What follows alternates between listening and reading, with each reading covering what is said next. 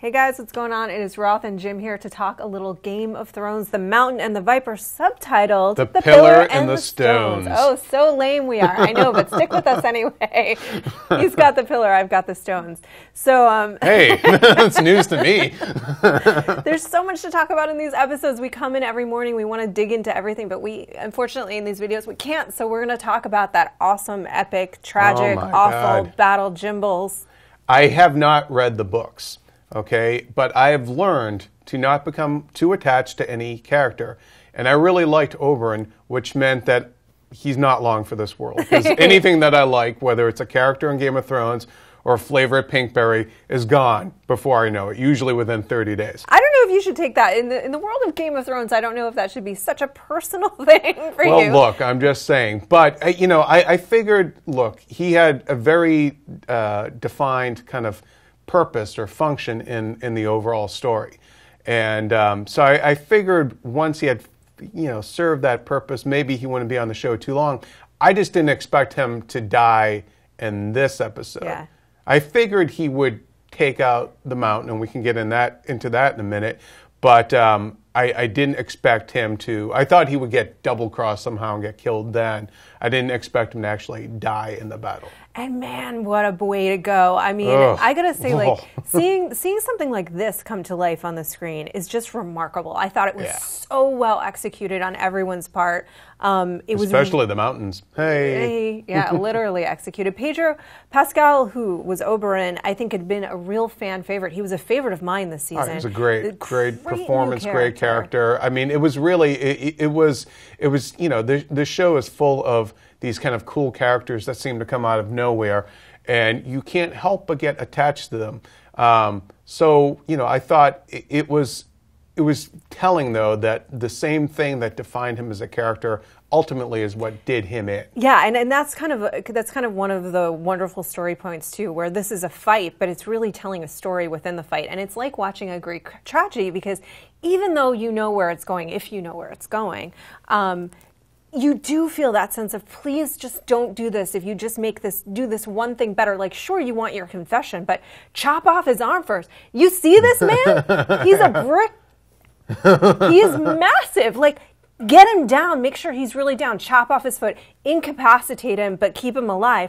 And then get that confession. But he was showboating. And I thought that was one of the, he was overconfident, and that was his downfall. He did not think. You think, you don't get a name like but the Red also Viper without. He was blinded, though, by his quest for revenge against this man, but also against the Lannisters.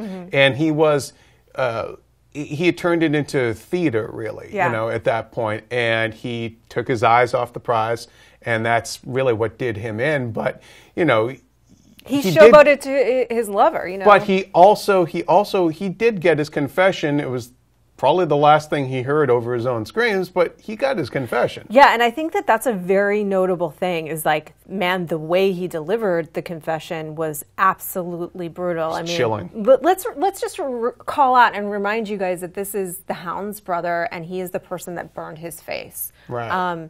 He is a brutal man, and that is the way that he would confess, but he did confess, and that is a notable thing, because what is that going to mean going forward? That's a question. Or will it mean anything, because he confessed in the Lannisters' own house? So it's my question, and again, haven't read the books, but it wasn't clear to me in the end, did the Mountain die, or did he survive? Well, I know you don't expect me to answer that. No, I guess I don't. But the fact that people are being coy, to me, suggests that he somehow survived or whatever. But that the fact that Tyrion has been now condemned to die. I mean, obviously, what does this mean for Tyrion? Please don't tell me he gets killed too. But again, as I've said, I've grown to not be too attached to anybody. Yeah, that is a big question, and it's an interesting thing, because one of the things that I actually noticed during this episode, just in this fight, was how brilliant the casting has been. Yeah. Even when it's recasting 3 or 4 times, because the Mountain was recast 3 times, but this is the perfect person to have executed that fight.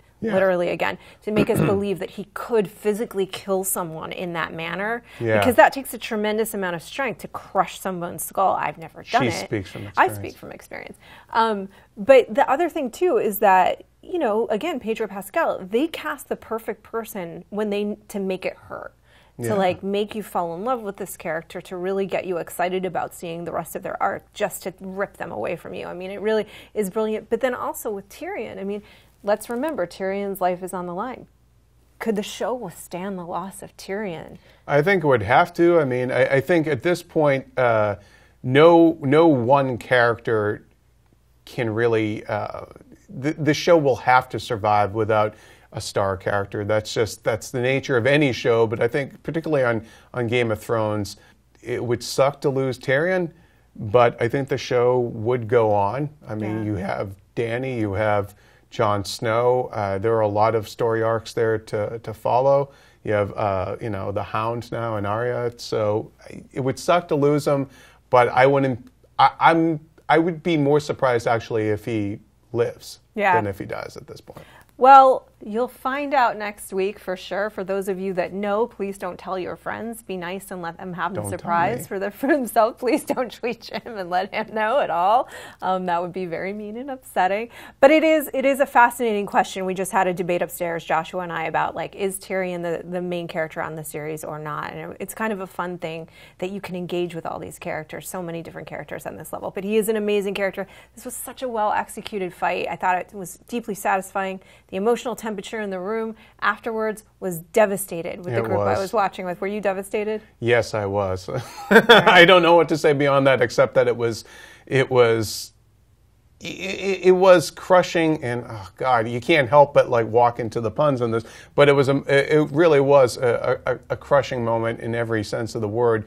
But I have come to expect nothing less from Game of Thrones than having your heart ripped out, or in this case, your head crushed. So, all right, guys, thanks so much for sticking with us during our little pun-filled conversation about Game of Thrones once again.